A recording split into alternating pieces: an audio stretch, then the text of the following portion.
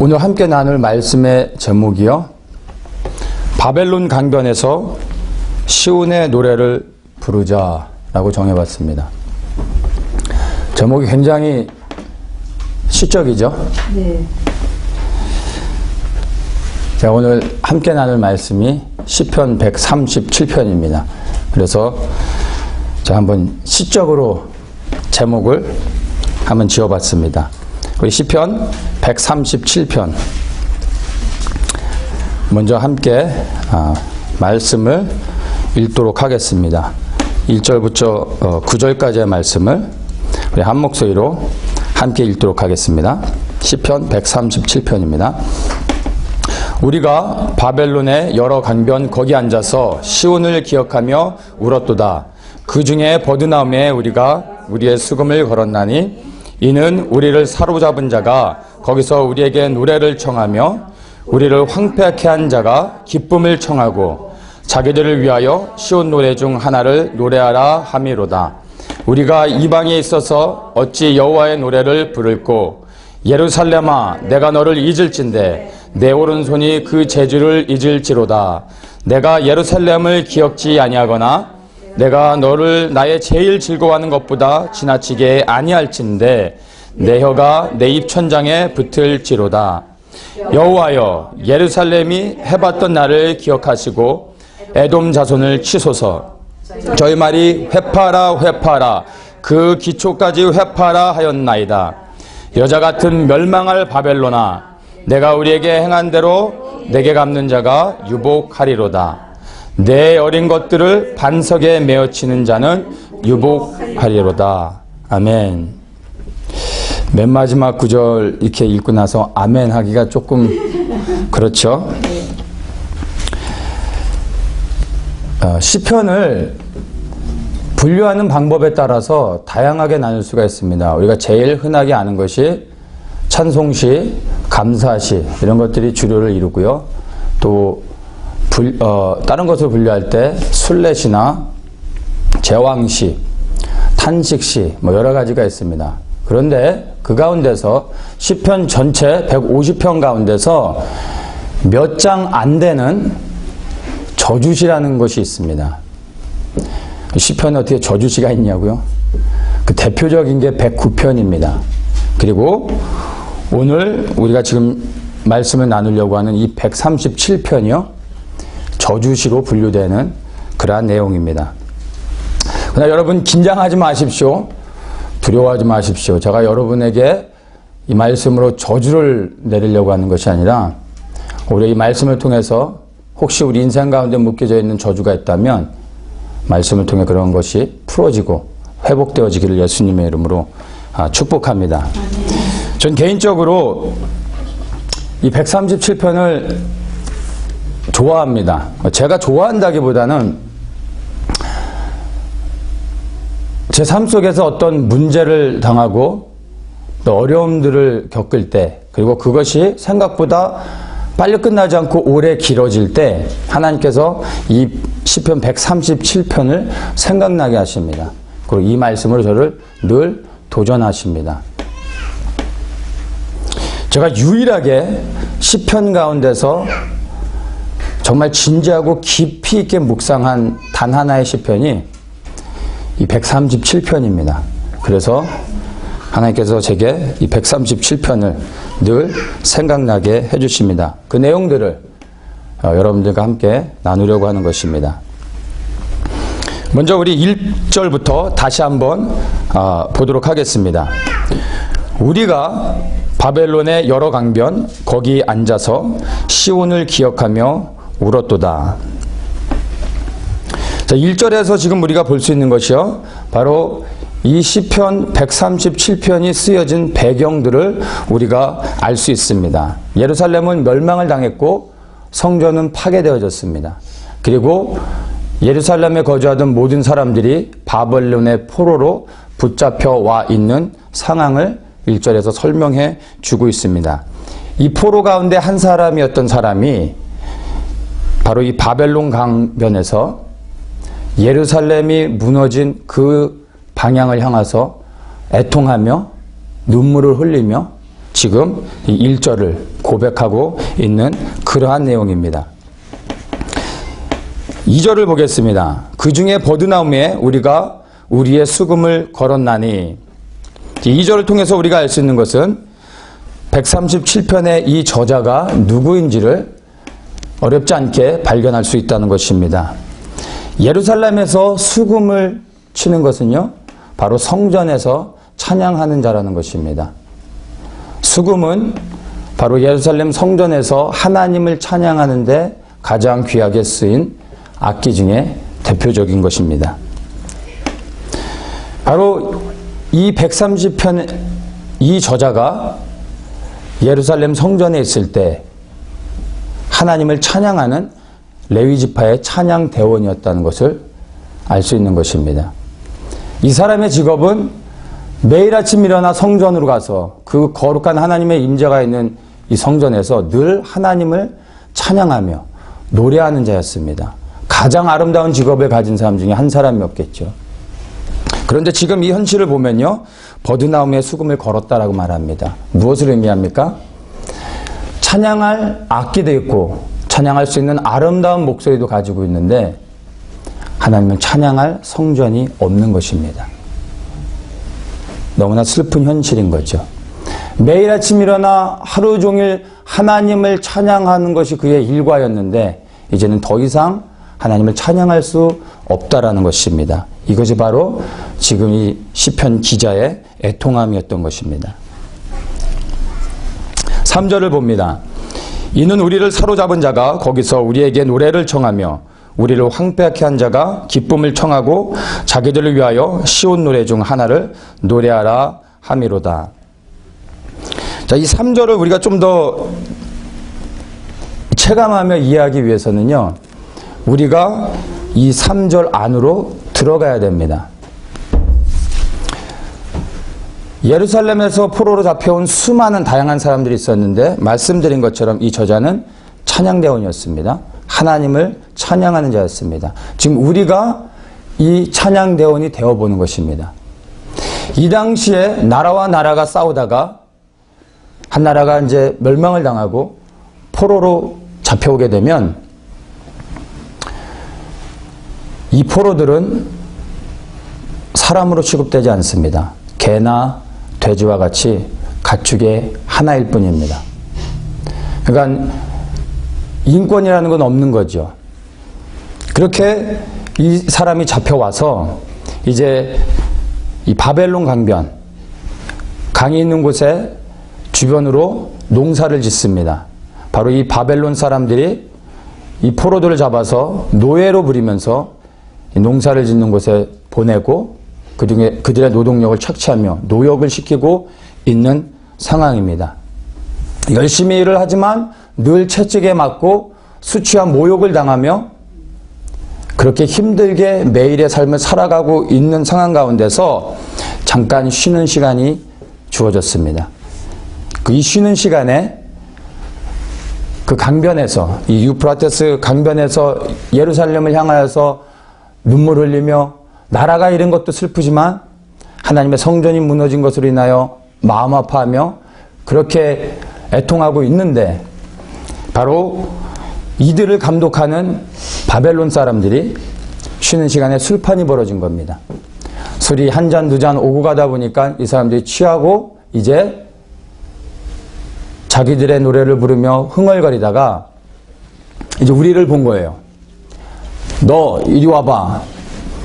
너 예루살렘에서 노래 불렀었다며. 수금으로 성전에서 찬양하고 너네가 믿는 하나님 앞에 노래를 불렀었다며. 어디 한번 그 수금 가지고 와서 우리 앞에서 그 시온의 노래 하나 불러봐. 멋들어지게 한번 그 노래를 한번 불러봐 라고 지금 우리에게 요청하고 있는 것입니다. 아니 명령하고 있는 것이죠. 무엇을 위해서요? 하나님을 찬양하기 위해서가 아니라 자기들의 여흥을 즐기기 위해서 술안주감으로 우리에게 이런 것들을 지금 요구하고 있는 상황입니다. 예배를 드릴 수 없는 것만으로도 비참한데 죽기보다 더 어려운 상황이 바로 이 3절에 처해진 그러한 모습인 것입니다. 4절입니다. 우리가 이방에 있어서 어찌 여호와의 노래를 부를꼬. 자, 이렇게 4절이 말하고 있습니다. 우리가 이방에 있어서 어찌 여호와의 노래를 부를꼬. 이 3절과 4절을 세 번역으로 좀 읽어드리면 조금 이 현장감이 좀 더 느껴지면서 그 의미들을 우리가 좀 더 생각해 볼 수 있습니다. 제가 세 번역으로 한번 읽어드리겠습니다. 우리를 사로잡아 온 자들이 거기에서 우리에게 노래를 청하고 우리를 짓밟아 끌고 온 자들이 저희들 흥을 돋워 주기를 요구하며 시온의 노래 한 가락을 저희들을 위해 불러보라고 하는구나. 우리가 어찌 이방 땅에서 주님의 노래를 부를 수 있으랴. 이렇게 탄식하고 있습니다. 이 4절에서 어찌 여호와의 노래를 부를 수 있을꼬. 여러분 이렇게 말하고 있는데 여러분 불렀다는 얘기입니까? 안 불렀다는 얘기입니까?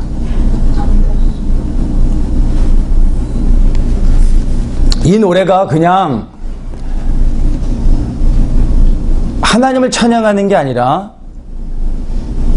그냥 흔한 유행가였다면, 그냥 뽕짝이었다면 그냥 뭐 강변도 있겠다, 그냥 소양강 처녀 멋있게 한번 딱 뽑아줄 수도 있는 거예요. 그런데 문제는 하나님만을 찬양하는 이 거룩한 노래를 그들의 술안주감으로, 그것도 예루살렘을 멸망시켰을 뿐만 아니라 성전을 무너뜨린 그 바벨론 사람들의 땅에서 그들 앞에서 부르라고 말하고 있는 거예요. 불렀습니까? 안 불렀습니까?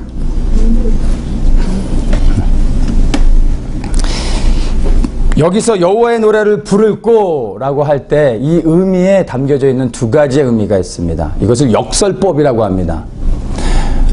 이 문법적 의미는 저한테 묻지 마시고 전문가에게 물어보시고, 이 역설법 안에 두 가지의 의미가 담겨져 있습니다. 첫째, 부를 수 없다라는 의미입니다. 당연하죠. 하나님만을 찬양하는 노래인데 이 당시에 이스라엘에는요 유행가는 없었습니다. 모든 노래는 하나님을 찬양하기 위해서 만들어졌습니다.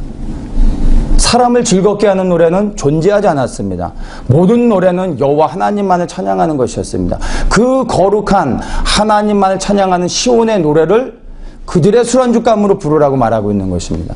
부를 수 없죠. 당연히 부를 수 없죠. 두 번째 이유입니다. 두 번째 의미입니다. 이 어찌 여호와의 노래를 부를꼬 하는 이 의미 안에 담겨져 있는 두 번째 의미. 안타깝지만 불렀습니다. 왜냐하면 이것이 그들이 처한 잔인한 현실이었던 것입니다. 그들은 노예였습니다. 그들의 의견은 아무런 의미가 없습니다. 당연히 부르고 싶지 않았지만 부를 수밖에 없었습니다. 그것이 나라를 잃은, 성전을 잃어버린 예루살렘 사람들의 비극이었던 것입니다. 그렇다면 이것을 우리 개개인에게 한번 적용해 봤으면 좋겠습니다. 말씀드린 것처럼 우리가 지금 이 현장 가운데 시온의 찬양대원으로 예루살렘 성전에서 섬겼던 찬양대원이 되어져서 이 현장 가운데 있는 것입니다. 우리를 불렀습니다. 그리고 우리에게 이 시온의 거룩한 노래를 부르라고 말하고 있습니다. 질문을 던지겠습니다. 여러분은 어떻게 하시겠습니까? 부르시겠습니까? 안 부르시겠습니까? 여러분에게 정답을 요구하는 게 아닙니다. 이거 틀려도요 저주를 받지 않습니다. 대답은 하지 마시되 마음속으로 한번 여러분은 어떻게 하실 건지 한번 생각해 보십시오. 이 상황 가운데서 나는 부를 것인가? 부르지 않을 것인가? 대부분의 많은 목사님들이 이 사절의 의미를요, 부르지 않았다라고 해석을 합니다. 그리고 불러서는 안 된다라고 말합니다. 이들이 부르지 않았다라고 해석을 하면서 우리도 이와 같이 이러한 상황 가운데서 믿음의 절개를 지켜야 된다고 말씀을 하십니다. 거기에 저도 전적으로 동의합니다. 맞습니다. 그것도 너무 귀한 것입니다. 그런데 죄송합니다. 저는 생각이 좀 다릅니다. 저는 불러야 된다고 그렇게 생각을 합니다. 혹시 저와 생각이 틀리시더라도 마음의 문을 닫지 마시고 그 마음을 오픈하고 왜 불러야 되는지 제가 설명을 한번 드리겠습니다. 여러분 한번 마음을 오픈한 상태에서 한번 들어봐 주십시오. 이 상황 가운데서 우리가 시온의 노래를 불러야 되는 첫 번째 이유, 있는 그대로의 시온의 노래이기 때문입니다. 여기에서 얘기하는 것이 뭐라고 말합니까? 3절. 시온 노래 중 하나를 노래하라 라고 말하고 있습니다. 하나님을 찬양하는 노래를 여호와라는 단어를 빼고 바벨론 신의 이름을 넣고 불러라 라고 말하고 있잖아요. 곡조는 너네 거로 부르되 가사는 하나님을 경멸하는 그런 것으로 바꿔서 부르라라고 말하고 있지 않습니다. 시온의 노래 가운데 하나 마음대로 한번 불러봐 라고 말하고 있는 거예요. 그래서 불러야 됩니다. 두 번째,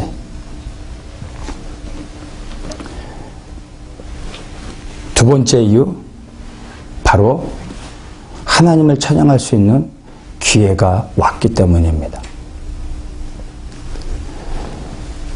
한국에 암울했던 이 정치 시절 70년대, 80년대 그리고 90년대까지 한국에는 금지곡이 있었습니다. 아실 거예요.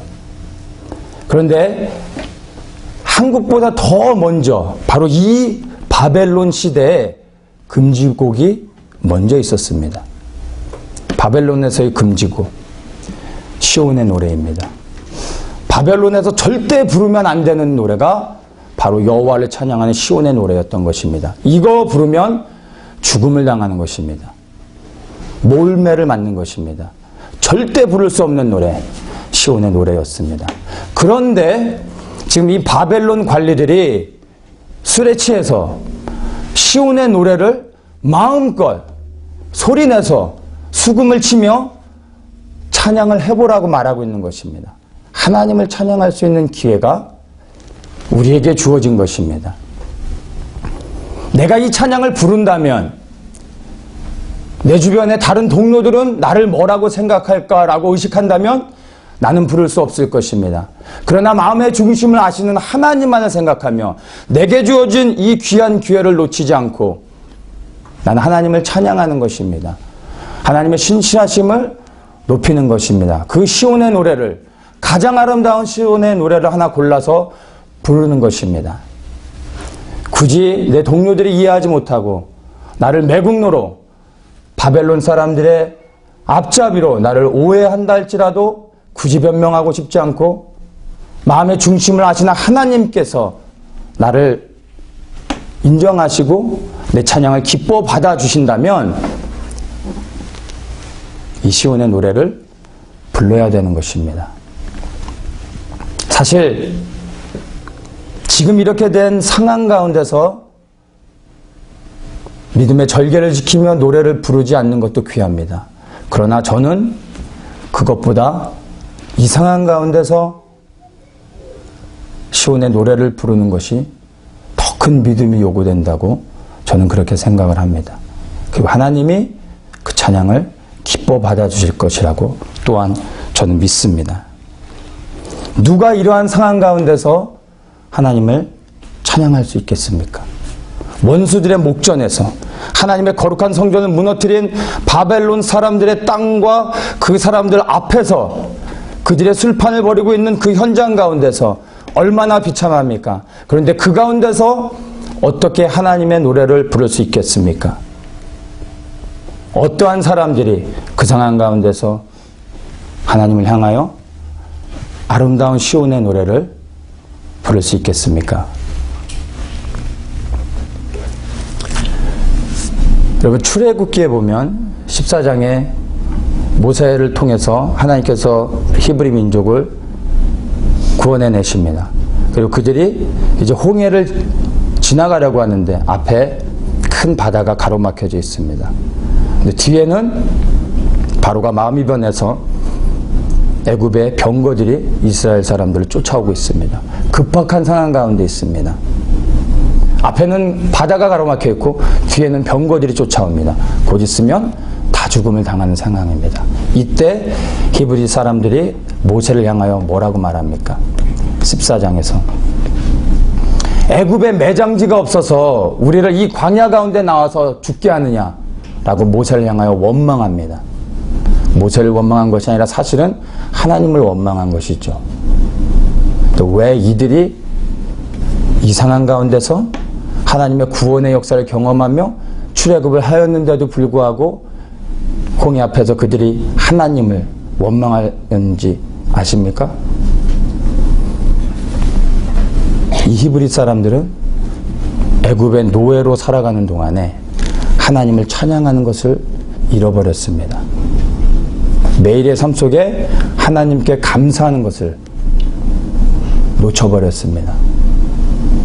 그렇기 때문에 하나님의 구원의 역사를 경험했으면서도 문제 앞에서 하나님을 향하여 즉각적으로 원망할 수밖에 없었던 것입니다. 어떠한 사람들이 바로 이 사절에 같은 이 처참한 상황 가운데서 하나님을 찬양할 수 있겠습니까? 단순합니다. 아침에 눈을 뜰 때 따스한 햇살이 이 얼굴에 닿는 것을 느끼면서 하나님, 오늘도 내게 눈을 뜨게 하시며 감사합니다 라고 말하는 사람. 아침에 사랑하는 가족과 함께 아침 식사를 하며 그 얼굴들을 바라보며 마음의 기쁨 가운데 하나님께 감사하는 사람. 아이들을 학교에 데려다주고 일 나갈 수 있는 직장과 사업터가 있는 것으로 인해 하나님께 감사하는 사람. 그리고 오늘 이 아침에 사랑하는 우리 성도님들과 함께 예배드릴 수 있는 이 아름다운 예배처가 있는 것으로 인하여 하나님 앞에 감사하는 사람. 아주 조그만 것 가운데 사실 감사거리도 아닌 이 조그만 소소한 것들로 인하여 날마다 하나님 앞에 감사를 드리며 하나님을 찬양하는 자들이 이 사절의 이 비참한 현장 가운데서 여전히 하나님을 찬양할 수 있는 것입니다.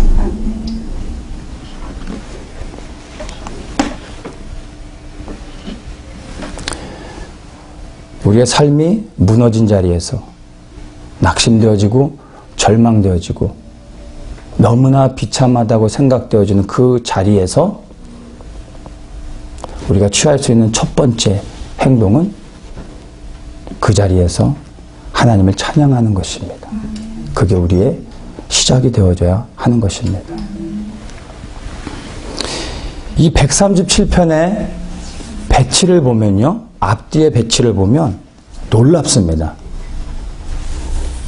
시편 137편 바로 전에 뭐가 있는지 아십니까? 136편이요? 제가 유치원생들과 이 대화를 하는 게 아니잖아요.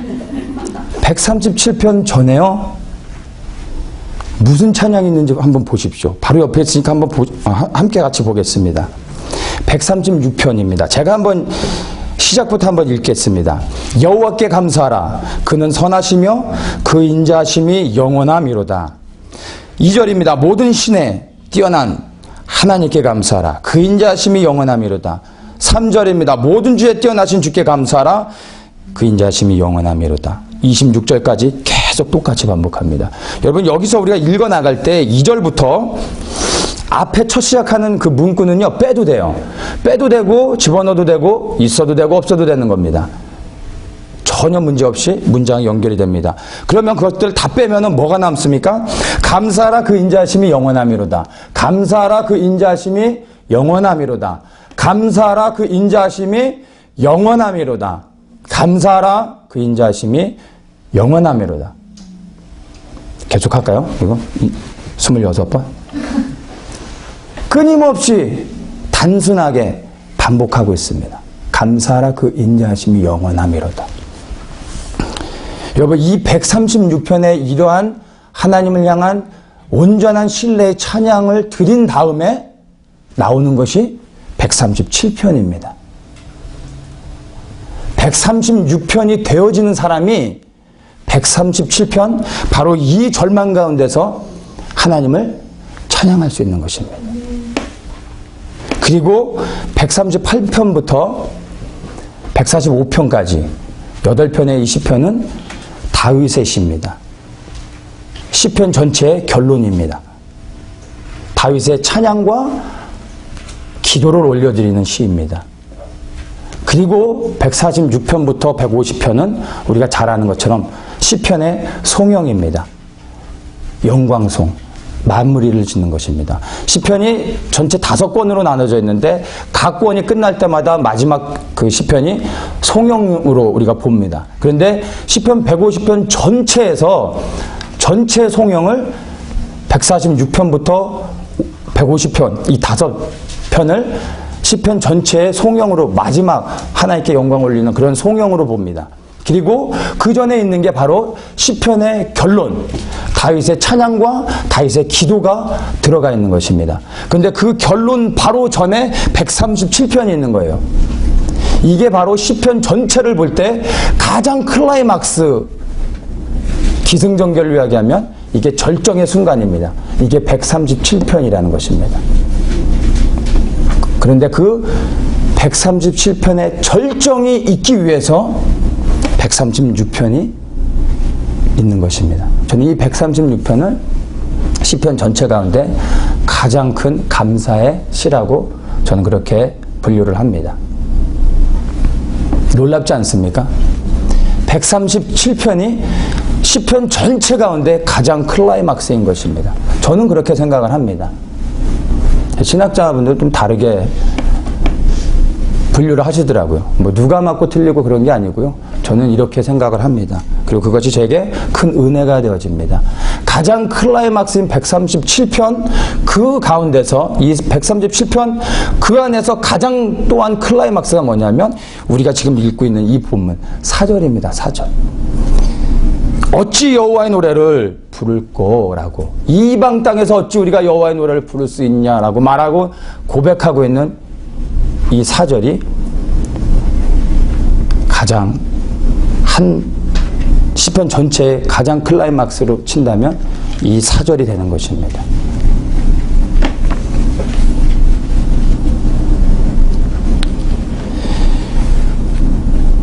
(5절과) (6절을) 한번 보겠습니다. 예루살렘아, 내가 너를 잊을진대 내 오른손이 그 재주를 잊을지로다. 내가 예루살렘을 기억지 아니하거나 내가 너를 나의 제일 즐거워하는 것보다 지나치게 아니할진대 내 혀가 입천장에 붙을지로다. 자, 이 5절과 6절은요, 예루살렘아라고 부르고 있지만 사실은 예루살렘, 바로 이들이 떠나온 고향을 부르는 것이 아닙니다. 예루살렘에 무엇이 있습니까? 그들의 심장, 생명보다 귀한 하나님의 성전이 있는 곳입니다. 하나님의 성전에 하나님의 임재가 있습니다. 바로 지금 5절에서 예루살렘아라고 부르는 것은요, 도시를 향한, 그들의 떠나온 고향을 향한 그리움을 말하는 것이 아니라 바로 하나님을 고백하고 있는 것입니다. 그런데 그 거룩한 하나님의 이름을 함부로 부를 수 없기 때문에 예루살렘아라고 말하면서 도시의 이름을 부르면서 그 도시를 의인화해서 하나님을 대신해서 그 예루살렘이라는 단어를 사용하고 있는 것입니다. 5절이 뭡니까? 이것은 바로 하나님, 내가 하나님을 절대로 잊지 않을 것입니다 라고 고백하고 있는 것입니다. 6절은 하나님, 내가 하나님을 나의 인생의 가장 높은, 가장 귀한 분으로 하나님을 올려놓겠습니다 라는 시편 기자의 고백이 담겨져 있는 것입니다. 자, 그리고 나서 이제 7절부터 9절까지 이렇게 됩니다. 제가 다시 한번 읽도록 하겠습니다. 여호와여, 예루살렘이 해봤던 날을 기억하시고 에돔 자손을 치소서. 저희 말이 회파하라 회파하라 그 기초까지 회파하라 하였나이다. 여자 같은 멸망할 바벨론아, 내가 우리에게 행한 대로 내게 갚는 자가 유복하리로다. 내 어린 것들을 반석에 메어치는 자는 유복하리로다. 7절부터 9절까지의 이 본문 때문에 137편이 저주시로 분류되는 것입니다. 여러분, 이 9절을 특별히 읽을 때 여러분 무엇이 떠오르십니까? 혹시 여러분과 사이가 안 좋으신 분의 얼굴이 떠오르지 않습니까?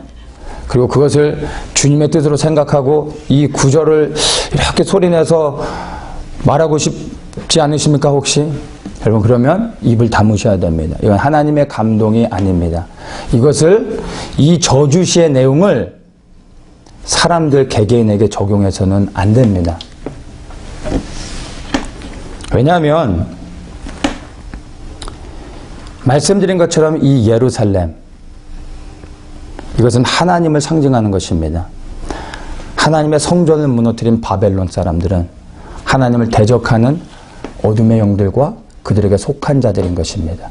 바로 하나님을 대적하는 악한 세력들과 그 사람들을 향하여 하나님께서 심판하여 주실 것을 이 시편의 기자가 간절한 마음으로 하나님께 탄원하고 있는 내용인 것입니다.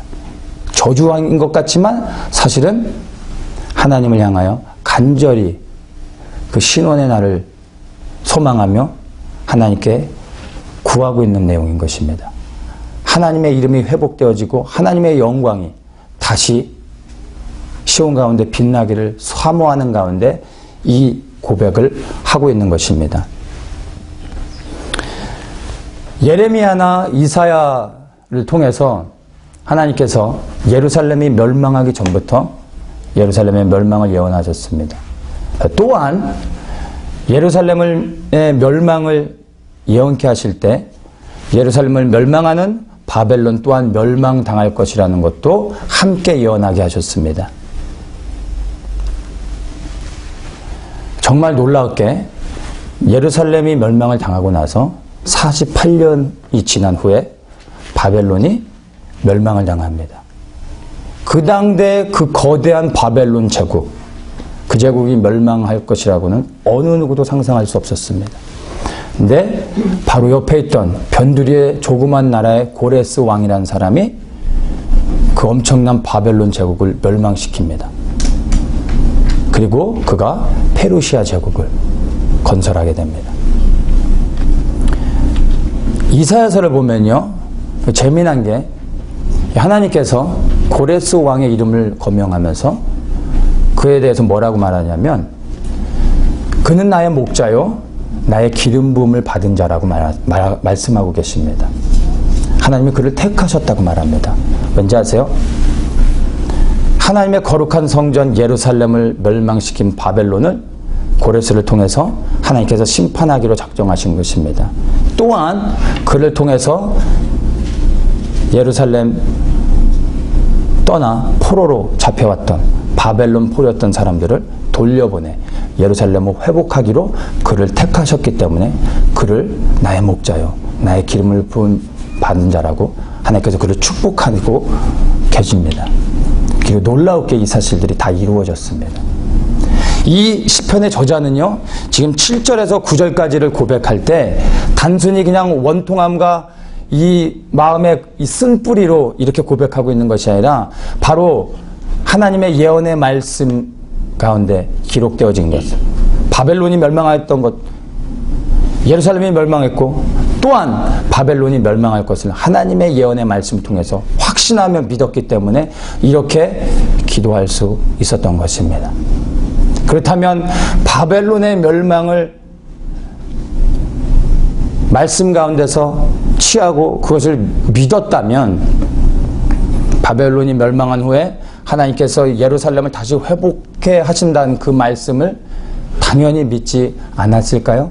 그 소망 가운데서 이 시편의 기자가 7절에서 9절까지의 내용을 선포하고 있는 것입니다.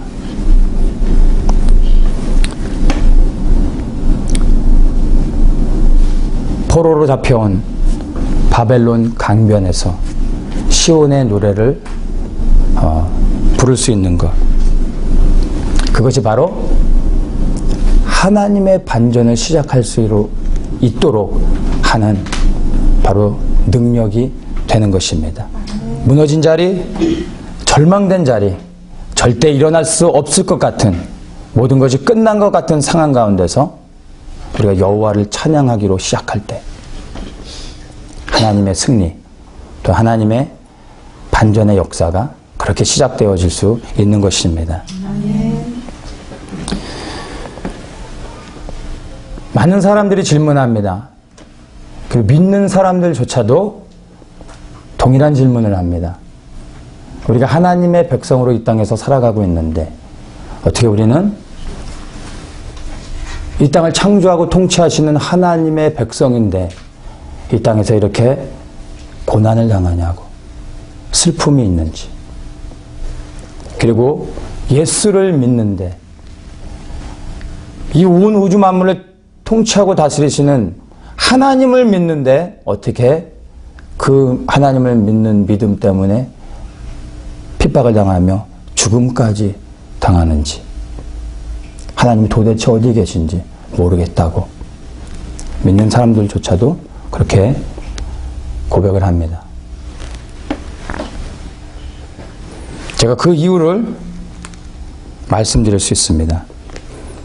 요한복음 18장에서 그것에 대해서 예수님이 너무나 분명하게 말씀하고 계십니다. 18장 33절에 보면요, 예수님이 이제 잡히시고 빌라도 앞에 신문을 당하기 위해 서는 장면입니다. 빌라도가 33절 후반에 이렇게 묻습니다. 내가 유대인의 왕이냐? 이렇게 묻습니다. 그리고 나서 35절에 또 이렇게 묻습니다. 내 나라 사람과 대제사장들이 너를 내게 넘겼으니 내가 무엇을 하였느냐? 이렇게 묻습니다. 자, 이 말을 다시 제가 좀 여러분들이 이해할 수 있도록 설명을 하면요, 이렇습니다. 내 나라 사람, 바로 너의 동족, 너의 나라 이스라엘 사람들이, 그리고 그 제사장들이 너를 나한테 버려버렸다. 나에게 넘겨버렸다. 너는 너의 민족, 너의 나라 사람들에게 버림을 당했다.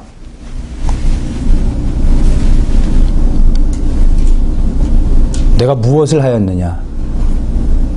도대체 너는 무엇을 했길래 너의 동족 이스라엘 사람들에게 버림을 받았냐? 그래서 나 로마 사람에게 넘겨지게 되었느냐? 라고 빌라도가 묻고 있는 것입니다. 그때 예수님의 답변입니다. 예수님이 대답하십니다. 36절에 내 나라는 이 세상에 속한 것이 아니라 만일 내 나라가 이 세상에 속한 것이었다면 내 종들이 싸워 나로 유대인들에게 넘기우지 않게 하였으니 이제 내 나라는 여기에 속한 것이 아니니라. 예수님 뭐라고 말합니까? 내 나라는 이 세상에 속하지 않았다라고 말씀하고 계세요. 그리고 유대인들에게 넘기우지 않게 하였으리라 라고 말하면서 예수님이 자신은 유대인이 아닌 것을 분명하게 선을 긋고 있습니다. 예수님은 유대인으로 태어나셨습니다. 그러나 여러분 아셔야 됩니다. 예수님은 유대인이 아니십니다.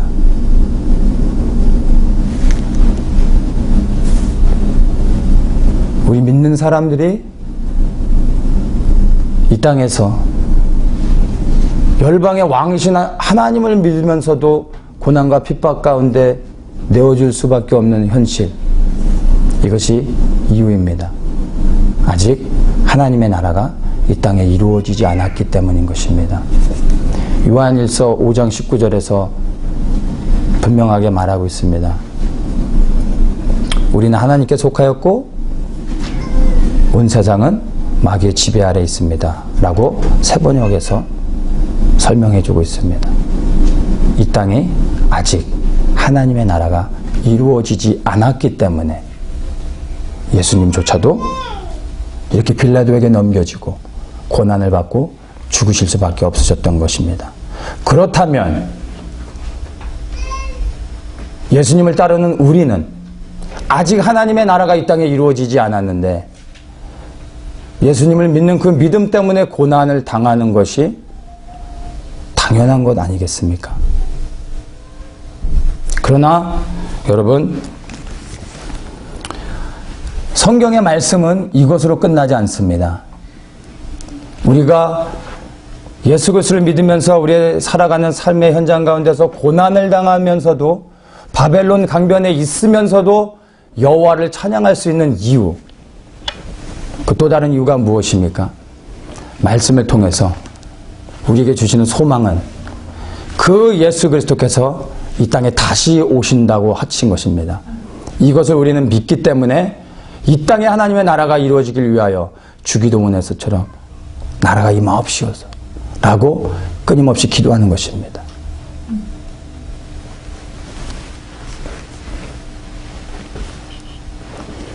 예수님께서 복음서를 통해서 너무나 많은 구절을 통해서 분명하게 말씀해 주고 계신 것이 내가 다시 올 것이다. 내가 다시 올 것이다. 라고 예수님이 직접 복음서를 통해서 끊임없이 말씀하셨습니다. 그리고 사도행전에서 천사가 예수님의 빈 무덤, 그리고 예수님이 승천하신 것을 본 제자들 앞에서 이렇게 말합니다. 너희가 올라간 것을 본 그대로 다시 내려오실 것이다. 라고 천사가 증언해주고 있습니다. 또한 사도 바울이 수많은 서신을 통해서 예수 그리스도의 다시 오심을 확증하고 있습니다. 그리고 이 성경 66권의 마지막인 계시록의 첫 서문의 시작이 무엇인지 아십니까? 예수 그리스도의 다시 오심을 선포하면서 계시록을 열고 있습니다. 계시록의 소망, 그리스도의 다시 오심인 것입니다. 절망 가운데, 바벨론 강변 가운데서 우리가 예수 그리스도를 찬양할 수 있는 단 하나의 이유, 그분이 다시 오신다는 것입니다. 그 소망을 믿는 자들이 바벨론 강변에서 하나님을 향하여 거룩한 시온의 노래를 부를 수 있는 것입니다. 바로 이것이 단 하나 우리의 삶의 무너진 자리에서 그 수치와 모욕 가운데서 사람들의 수많은 오해 가운데서도 해석되지 않는 상황 가운데서도 하나님을 거룩한 시온의 노래를 불러드릴 수 있는 이유가 되는 것입니다. 매일의 모든 순간 하나님께 감사를 올리고 그분의 신실하심을 높이는 것이 바로 결정적인 순간 무너진 자리에서 절망된 자리에서 하나님을 향하여 흔들리지 않는 변함없는 온전한 찬양을 올려드릴 수 있는 것이 되는 것입니다. 여러분들에게 도전하고 싶습니다. 여러분, 바벨론 강변에서 시온의 노래를 부르실 수 있으시겠습니까? 바벨론 강변에서 시온의 노래를 부르기로 결단하시겠습니까? 다시 한번 묻습니다. 바벨론 강변에서 하나님을 향한 그 거룩한 시온의 노래를 여러분 부르시겠습니까? 아멘. 아멘. 아멘. 감사합니다.